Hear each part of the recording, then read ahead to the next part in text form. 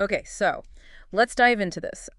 What if some of these really old stories, these ancient texts, Right. what if they're not just history? What if there's something deeper, maybe even, prophetic insight for us today? Exactly, something relevant to our lives now. Yeah, not just kings and prophets from thousands of years ago, but like real lessons about leadership, Mhm. partnership, getting through tough situations. That's precisely the idea behind this deep dive. We're digging into the book of Samuel, but through a particular lens. Uh-huh. It's an interpretation from Ariel Lewis, Mm. who really argues this book holds a powerful message for right now, for our times. Okay. And our sources are basically for Samuel, right? Yeah. Chapters 11 to 16, focusing in on chapter 12. Yes, that's the core text. And layered over that, we have Ariel Lewis's commentary. It's a pretty unique perspective, deeply influenced by his father, Rabbi David Lewis's teachings. Got it. So what's the mission here? What are we trying to pull out of this? Well, the main goal is to unpack Ariel Lewis's central argument about prophecy and kingship, this relationship he sees, and then see how he uses these three specific wars as illustrations of that principle. Right, the illustrations. And finally, really get into Samuel's big farewell speech in chapter 12. Lewis has a lot to say about that, especially regarding things like fear, freedom, and, well, divine guidance. We want to find those insights that really speak to us today. Makes sense. So Ariel Lewis's core idea, where does he start? What's the absolute basic premise? He starts by saying Samuel, the author, isn't just recording history. He's fundamentally a prophet. Oh. So the book of Samuel itself is a prophetic message. It's not just about the past. It's speaking to the present, to our times. And yeah, this builds on his father's work. And that prophetic message has a core thesis about leadership, about kingship. It does. Yeah. Lewis argues that leadership in Israel, the kingship, is meant to be a partnership, a fundamental partnership between prophecy and royalty. A partnership. How does that work? Prophecy provides let's say, the divine mandate, the vision, the overall strategy. Kingship is the executive branch that's supposed to do it, to execute that plan. Ah, okay. So the king isn't just acting alone. There's this vital input, this guidance piece. Exactly.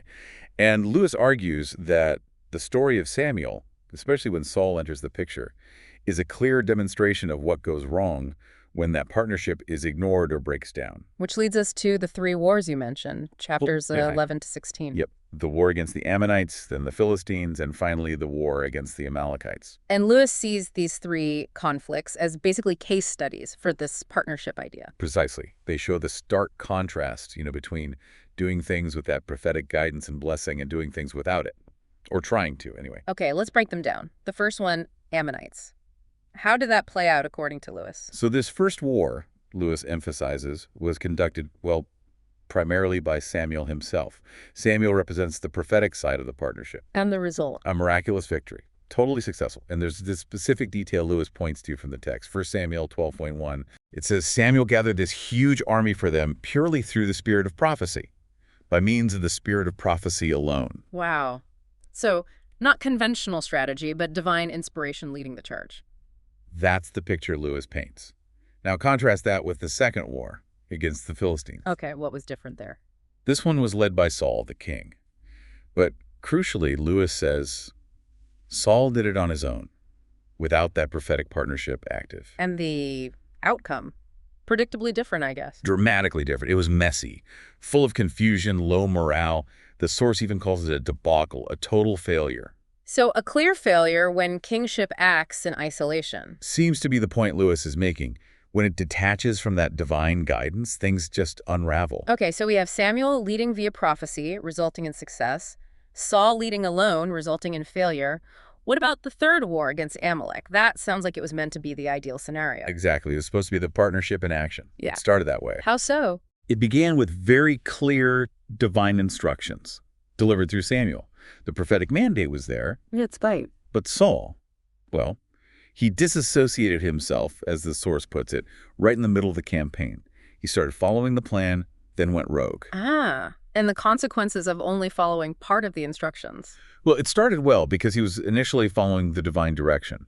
But when Saul deviated, the story, sparing King Agag, keeping the best livestock when told not to, Right. It ended tragically. Lewis really highlights this war as the prime example of the partnership breaking down. And that breakdown led to Saul's humiliation and ultimately the loss of his kingship, even if it wasn't public knowledge immediately. Okay, so these three wars are really setting the stage, illustrating this core principle Lewis keeps coming back to. Yeah, they're powerful narrative examples. Now, let's zoom right into 1 Samuel chapter 12. This is Samuel's big farewell address, right? After the people demanded a king. That's the setting. It's a pivotal moment. And the speech opens, verses 1 to 5, with Samuel addressing everyone. What's he saying? He basically says, okay, you asked for a king, I've given you a king. He points out how old he is, mentions his sons are with him, and then he throws down this incredible public challenge. A challenge. Yeah, it's almost like he's putting himself on trial before God and the new king. He says, witness against me. Whose ox did I steal? Whose donkey? Who did I defraud? Who did I oppress? Did I take a bribe from anyone? Wow, that takes guts. Putting his whole record out there. How do the people respond? They completely clear him. They say, no, you haven't defrauded us. You haven't oppressed us. You haven't taken anything from anyone. A total vindication. Absolutely. And Samuel seals it, saying God and the king are witnesses that his hands are clean. It establishes his integrity right before he launches into his next point. Which isn't exactly praise for the people, is it? He pivots pretty sharply into rebuke, verses 6-12. He does. He immediately reminds them it was God who brought their ancestors out of Egypt with Moses and Aaron. And Lewis's commentary here adds a layer. Lewis suggests Samuel isn't just accusing them of forgetting their freedom, but of having contempt for it. Contempt for freedom. That sounds strong. What does Lewis mean by that? Lewis interprets their demand for a human king, wanting to be like all the other nations when God was already their king, as rejecting the special freedom and direct relationship God offered them. It was choosing, well, conformity over that unique divine connection, choosing security maybe over real liberty. Samuel then tells them to stand still so he can plead with them. But the commentary says this isn't just a simple plea. No. Lewis reads this as something much deeper. He suggests Samuel's offering to stand trial with them, like he's both the prosecutor, outlining God's faithfulness, and the defendant, standing alongside them as they face their history. Wow, that's complex, both accuser and defender. Yeah, forcing them to confront this recurring pattern. God delivers them, they forget, they fall into trouble, they cry out, God delivers again. And this is where Lewis brings in that idea about the prophet needing to balance, what was it? Agonizing reproach and hope for healing. Exactly. And he introduces this concept he calls divine balancing. Divine balancing, what's the core idea there? Lewis explains it as divine reason, often spoken through prophecy or poetry, needing to hold two things at once: fierce rebuke and unconditional love. Like holding judgment and mercy together. Precisely. Holding these apparent opposites in tension. And he sees Samuel as a master of this, even calling him the father of the theory of divine balancing. And he connects this to Kabbalistic thought. How does that fit? Well, Kabbalah often explores how different divine attributes like severity and loving kindness or judgment and mercy coexist and are both necessary. Lewis seems to be saying Samuel's prophetic communication embodies this complex interplay. It's tough love, essentially. Stern judgment, but rooted in unwavering love. He describes Samuel's speech as having nuclear precision echoing eternally. Nuclear precision. That's intense for an ancient text. Samuel keeps going with the history lesson, right? Recounting the cycle. He does. He reminds them how they kept forgetting God after being saved from Egypt, from Sisera, the Philistines, Moab, how they'd cry out, confess they'd served false gods like Balaam and Ashtaroth, promised to serve God if saved. And God kept sending deliverers, Jerubbaal, Bedan, Jephthah, Samuel himself. Yes, and they'd live in safety for a while. The cycle continued. But then Samuel brings it right up to the present moment. The critical point in verse 12, he points out that despite just seeing Nahash the Ammonite defeated, The miraculous victory, the one Samuel largely orchestrated through prophecy alone. right, despite seeing that clear proof of God's power and protection, they still demanded a human king. Yes, Samuel labels this the severity of your sin, because God was already their king. The recent victory proved they didn't need a human ruler for protection. That really highlights the irrationality or maybe the fear behind their demand. What does Lewis say about this specific moment? His commentary is quite striking here. He says, "Nevertheless, eternal love pierces the wall you built around yourself, seeking slavery instead of freedom. From error will spring salvation." Seeking slavery instead of freedom. That's a harsh judgment. It is. He sees their choices turning away from true freedom under God towards a more familiar, perhaps perceived as safer, form of human rule. But there's that note of hope, too. From error will spring salvation. Choosing perceived security over real freedom. Wow, that still resonates, doesn't it? Okay, so after this history and rebuke, Samuel lays out the future conditionally, verses 13-18. Right. He says, okay, God has granted your request. Here's the king, verse 13. But, and it's a huge but, The condition. the condition, verses 14 to 15, is crystal clear. If you people and king alike fear God, serve God, listen to his voice, don't rebel, then you will follow God. Things will be okay. But if not, But if not, if you disobey, then God's hand will be against you, just like it was against your ancestors.